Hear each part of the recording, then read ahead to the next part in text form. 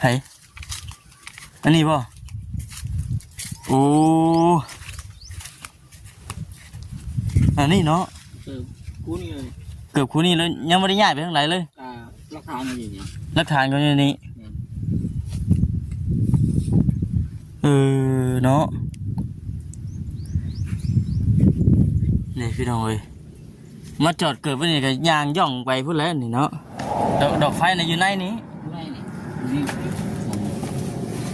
อยู่หันแต่จะนอนอยู่ไหนนอนอยู่นี้นอนอยู่นี้นอนอยู่เตียงนี่นอนอยู่เตียงบนบ่คำนั่งอยู่เลยพี่น้องมันห้อนเลยเดี๋ยวเขาไปย่องไปลักเอาเนี่ยได้นี่เนาะเห็นคนนอนอยู่นี่อยู่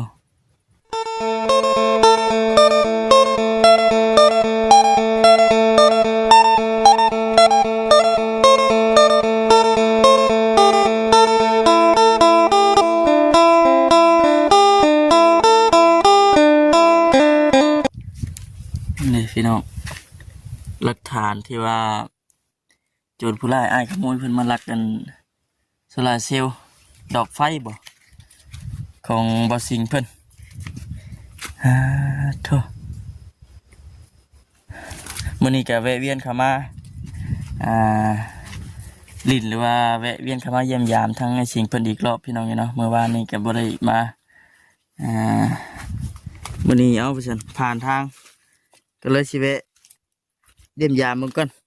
เป็นจังไดคือว่ามีคนรักคนเล่มแท้ว่าซั่นเอาก่อนอื่นก็ทักทายสบายดีเด้อพี่น้องเด้อเนาะ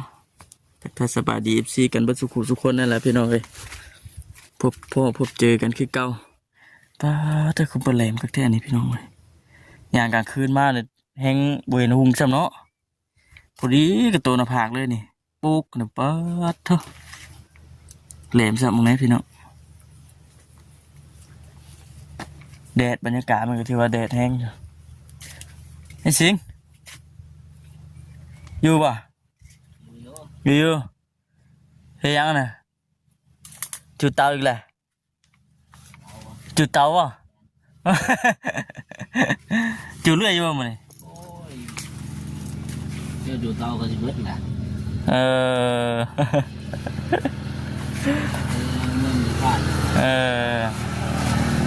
เอามอดไว้ก่อนก็ได้จุดเตามอดไว้ก่อนปิดก่อนพอดีจังจุด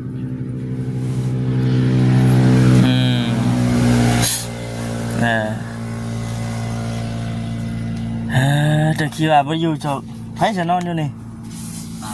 ปุ๊บเงินเมียนเนี่ยบนนี้ไปนอนบ่นี่เมียนเนี่ยโอ้ปกเครื่องปกของไว้คิดว่าคนนอนมุกอยู่นี่นะสิเนาะ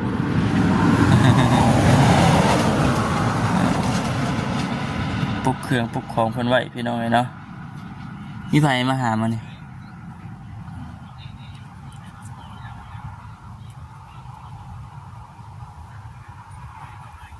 จำเมื่อไหร่จำไม่ได้ขี่จักรมาบ่ขี่รถจักรพี่จะมานั่งทางไหนนั่งปีนหนาวทั้งพี่มันจะแจ้งไหนดิเอาอันนี้ก่อนเนาะเถอะนี่แหละพี่น้องเนาะแวะเวียนเข้ามาเยี่ยมมายามมื้อนี้ก็ได้วานนี่ก็มีไผจะมาวานนี่บ่แสนโอ้ชื่อเพิ่นได้เลยเนาะบัดนี้เนาะตอนแรงหาผู้ไปเพิ่นมาช่วงแรงบ่เป็นได้คือว่ามีคนหลักกันนั้นหลักยังกับเจ้านะดอกไฟบ่ด้วยดอกไฟเพนมันเนี่ยเพนมันยังอยู่เพนมันยังอยู่หัวจังหวะแท้เจ้าไปใช้มันนั่นนอนอยู่นี่อยู่นอนแม่นบ่เกิบเขาบ่นั่นนะเกิบเขาน่ะเกิบเขาเจ้าน่ะเกิบเขาเจ้าหลักดอกไฟหรือว่าลืมบ่หรือว่าฟ้าวเจ้าคิดว่าจังไดเจ้าว่าเขาลืมบ่หรือว่าฟ้าวปุ๊บ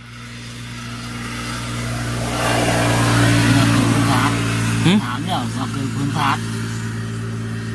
แ ทางบ้าน ไปถามไผน่ะ ใน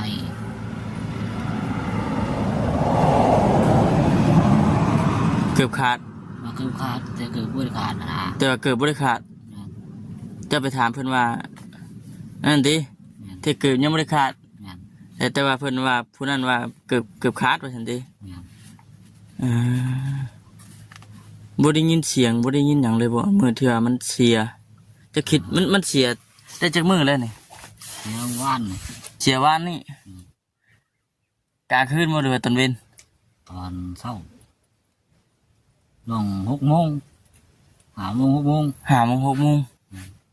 โอ้ช่วงตอนเช้าแล้วจ้ะเนาะสร้างเป็ดแท้เป็นไอ้ตืดอยู่กันเนาะจะวางอยู่บนไหนน่ะ ก็วางไว้ใน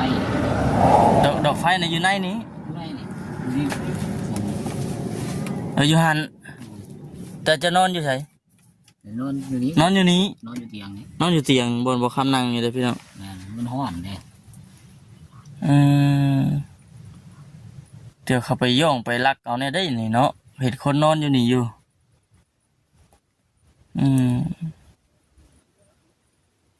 เดี๋ยวจกมาแต่ในพุ่นวะจกมาแต่พื้นพุ่นวะ เพราะว่าเพิ่น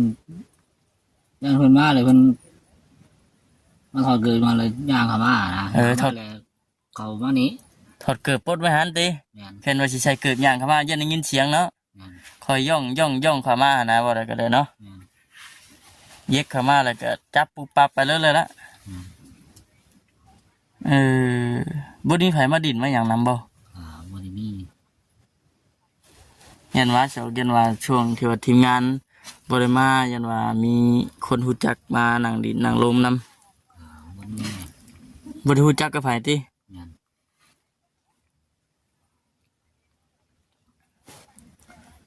มีคนอยากลักอยากเล่มอยู่เนาะ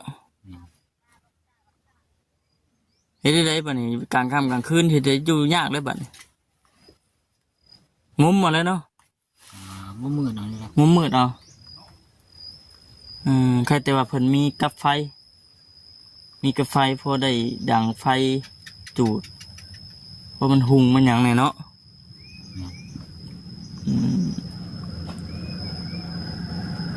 ลำบากแล้วบัดนี้พี่น้องฟืนไฟดอกไฟดอกเดียวก็เหี่ยซ้ำเสียซ้ำ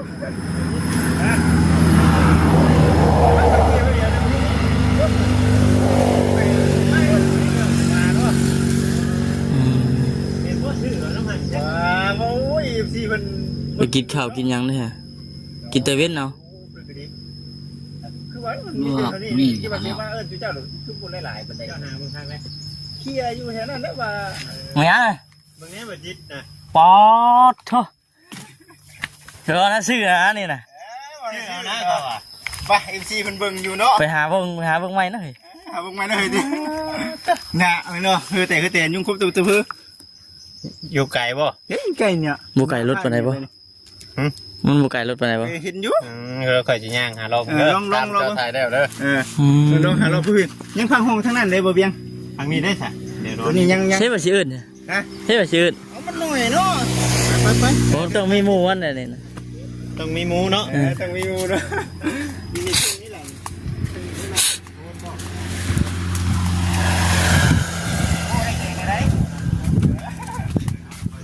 ระวังแต่ไม้นี้แหลมจนในกลางคืนมาระวังให้ดีๆนะ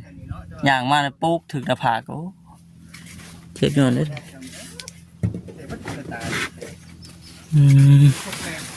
แต่เรื่องที่ดินที่ดอนเป็นอะไรพ่อหรือเปล่า แต่ว่าเบิ่งนี่มือสองมือเนี่ย เพิ่นมาแจ้งว่าในใด เอามือสองมือ พังอีกมือหนึ่งสองมือพังอีกก่อนพี่น้องเลยเนาะห้อนเอาแห้งเลยพี่น้องเลยบ่ได้หายปวกบ่ บ่ได้ไป บ่ได้ไปใช่ไหม บ่ได้ไปทางไหนยันนี่เลย ยันเครื่องของเสียตียังขนาดคนอยู่แท้ก็ยังเสียเนาะเชิญเขาสิไปหันไปนี่มันบอกคือแบบว่าเขา เขามีห้องเนาะพี่น้องมีห้องประตูกรล็อกไว้อย่างดีชิมันสิบูเซียแล้วกันเครื่องของอันนี้แต่ว่าอันนี้เพิ่นว่าแปดเติร์ดอยู่ทางคนสีเอาเตือนระมัดระวังแหล้วขนาดตอนเช้าได้เนาะ ตอนเช้า ขนาดตอนเช้ายังคนยังกล้ามาเอานอนรับอันเดียวเฮาก็เลย นอนรับ นอนรับได้เนาะ นอนรับเลยก็หูได้ยินอยู่ หูนี่ได้ยินอยู่ แม่น อืม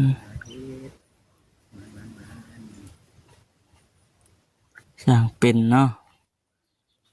เรื่องน้ำเรื่องในเพิ่นนี่แค่เราะสมมุติว่ามันเบิดตุกไงตอนนี้ก็แม่นทนายเพิ่นยังมีอยู่เนาะเรื่องน้ำเรื่องในเพิ่นก็พี่น้องน่าพี่น้องเลยอันนี้ก็ได้ยินทั้งทีมงานเพิ่นว่าเนี่ยว่าดอกไฟขึ้นบ่สิงเพิ่นเฮียหรือว่าเสียนะพี่น้องเนาะมันหายนะพอแล้วก็ได้มีคนลักไป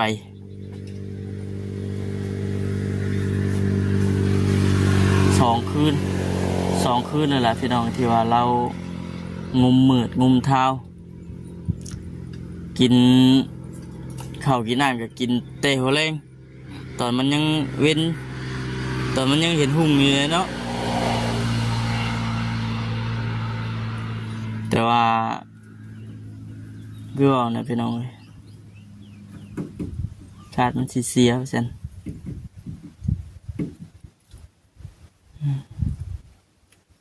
กินข้าวแล้วมื้อนี้ ลวกมี ลูกมีตอนเช้านะ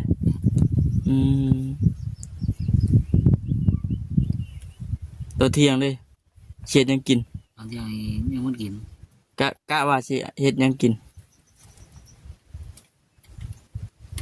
ยังบ่ฮู้ ยังบ่ทันฮู้ครับเนาะแต่ว่าข้าวไว้หนึ่งแล้วข้าวนี่เนาะมีแต่กินแต่พวกโจ๊กเบิดแต่ว่าโจ๊กพวกโจ๊กพวกมีเพิ่นกินนะพี่น้องพวกอาหารปรุงสำเร็จรูปกินพวกมีพวกหยังต้มหุงข้าวเรื่องข้าวเหนียวนี่คือสิบ่ได้นึ่งดอกมีแต่หุงเอามาเมื่อก่อนก็เห็นแล้วหุงมื้อนั้นก็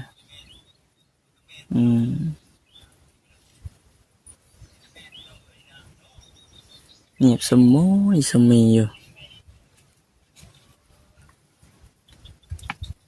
บ่ได้ยินเสียงคนหาเลาะเฮ็ดเลาะหอนบ่ท่านนี่ บ่ได้ยิน เห็นว่าสักอย่างก็เจ้ามาเลาะเฮ็ดเลาะหอนเอ้ยมาเห็นดอกไผ่เห็นว่าป้าอยู่นอกสิคืออยู่นอกเห็นว่ารักก็นี่เพิ่นว่าอยู่ในเลยพี่น้องพี่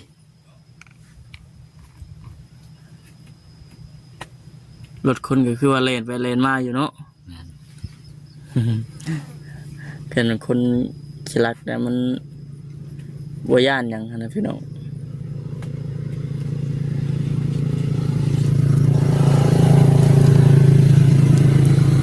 นั่งแล้วก็ได้นั่งเย็นลมพัดอยู่นี่เย็นคักเนาะมื้อนี้นะหากก็มาผู้หนึงเพิ่นว่าถามทางบ่สิงเพิ่นแต่ว่าจื่อชื่อบ่ได้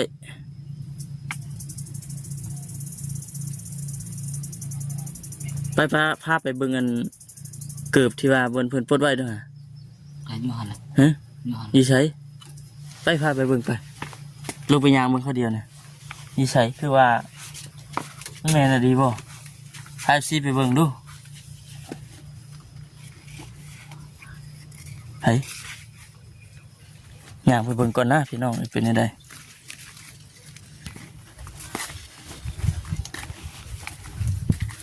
ไผอันนี้บ่โอ้อันนี้เนาะ กูนี่เลย เกือบคู่นี้แล้วยังไม่ได้ย้ายไปทางไหนเลย ราคามันอยู่เนี่ย หลักฐานก็อยู่ในนี้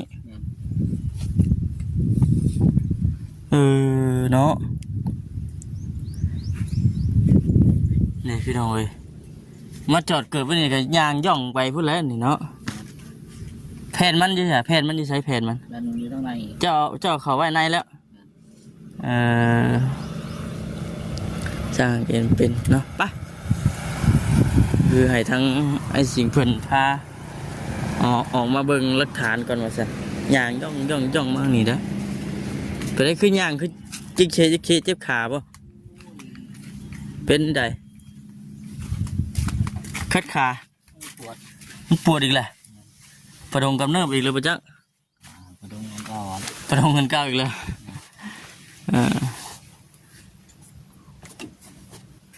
มันเป็นน้ำบนคอนี่บอกได้ว่าเป็นกุกขาพี่กุกขาเลย ไหนมัน เป็นขางเก้าอีกเนาะหวนพี่น้องเลยอบเอาพอจิตกอีกไปจักเด้บแรงนี่มีแต่ว่าจอบเบิ้งแล้วบัดนี้ฟังเสียงเบิ้งสิมันต้องมาอีกเนาะยังสิมาอีกอยู่ดอกคนเคยเด้คนเคยรักเด้เขาเคยได้แต่เมื่อหนาเมื่อไหร่สิเขามาหาใหม่เด้อมื่อนี้ถือว่ามาอัปเดตแล้วก็มาเยี่ยมเบิงพี่น้องเลยเนาะเรื่องที่ดินที่ดอนเนี่ยก็พังเบิงอีก2 มื้อ3 มื้อเนาะ อีกมือ2 มือ อีกมื้อ2 มื้อทางบริษัทก็สิเข้ามาอีกพี่น้องเลยรุ่นไปทำกันยังจะได้เข้ามาอีกอยู่ดอกโอเคสบายดีเด้อพี่น้องเลยเนาะให้บุจิตจะไปทางไหนเมื่อกี้เนี่ยไปทางไหนเมื่อกี้เนี่ยไปรอเบิ่งปะ นี่รอไปทางนี้บัดนี้ ฮะรอซื้อแบงค์นั้นปะ ซึ่งบ่เวียงเพิ่นได้กันไปนะ ให้บ่เบียงเดี๋ยวไปรอเบิ่งกันโอเคเด้อพี่น้องเด้อสำหรับคลิปนี้ก็ขอกล่าวคำว่าสบายดี